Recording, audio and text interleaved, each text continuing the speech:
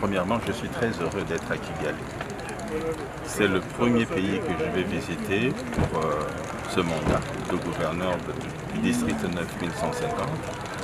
Et croyez-moi, je suis heureux d'être là. Nicole, mon épouse et moi-même sommes vraiment heureux de l'accueil qui nous est réservé par nos amis. Mais ça ne m'étonne pas. Ce n'est pas la première fois que je viens au Rwanda et je sais que j'ai toujours été très bien accueilli au Rwanda. Donc je suis très heureux d'être là, heureux de retrouver mes amis rotariens. Le Rotary est très florissant au Rwanda.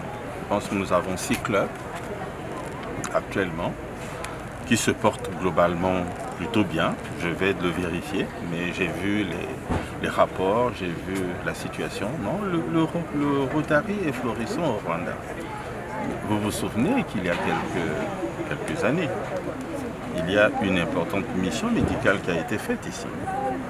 J'étais venu quand il y a eu cette mission médicale, où les populations du Rwanda ont bénéficié véritablement d'une action remarquable du Rotary.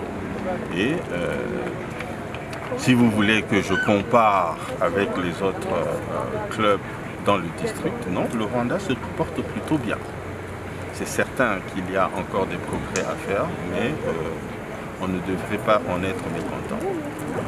J'ai fixé 3 orientations stratégiques majeures pour mon mandat. Éducation de base, santé de la mère et de l'enfant, et puis eau et assainissement.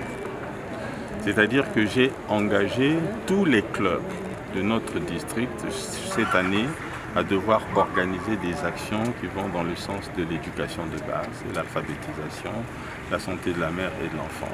Ici encore parce qu'il n'y a pas un seul pays de notre district qui n'a pas des difficultés en ce qui concerne la santé de la mère et de l'enfant. Je ne voudrais pas parler de la mortalité maternelle par exemple.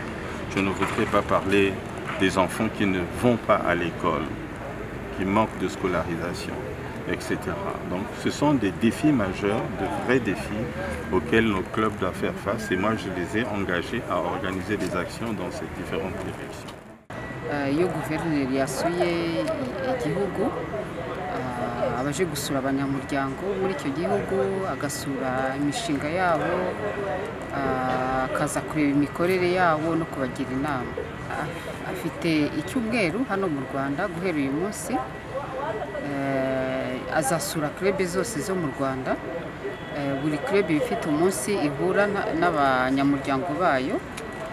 Rero buri munsi afite club asura akagenda akareba gahunda z'umwaka bakamumurikira gahunda y'uwo mwaka n'igenamigambi ryayo, hanyuma nawe akagira ibitekerezo abungura cyangwa se inama yabagira. Ubundi tuzasura n'urwibutso rwa jenoside yakorewe abatutsi. Ni byiza ko kubera ko guverineri wacu ari umunyamahanga avuye muri Congo Brazzaville, ni byiza ko bamenya n'amateka yacu.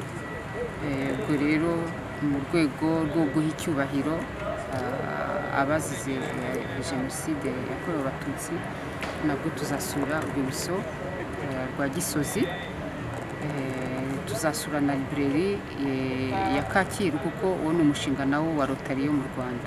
Hanyuma hakaba hari umunsi wa nyuma bisa nk'aho ari ugusezera guverineri. Uwo munsi witwa soirée du gouverneur, aba ari umunsi mbese wo kumwakira club zose ziri hamwe. Turasabana, tugasangira, tukavuga ijambo ryo kumushimira, nawe akatubwira icyo adutekerezaho cyangwa se inama ashaka kutugira. Nka Rotary igikwiye gushyigirwamo cyane ni ibijyanye n'uburezi, guteza imbere uburezi. Ni nayo navuga ko ukwezi kwa cyenda ari cyo kintu Rotary International ishyize imbere mu bijyanye no kwigisha guteza imbere uburezi ibyo ngibyo tuzakorana na district yacu 9150 kugira ngo duteze imbere uburezi, haba mu kugura ibitabo cyangwa se gufasha abanyeshuri batishoboye kubaha ubushobozi bwo kwiga neza cyangwa se kubagurira ibikoresho bikenewe. Ikindi dusanzwe dukorana cyane ni ibijyanye n'ubuvuzi, aho ngaho tuzakomeza gukora ubuvugizi kuko hari zimwe muri club zacu zifite imishinga ikomeye mu rwego rw'ubuvuzi.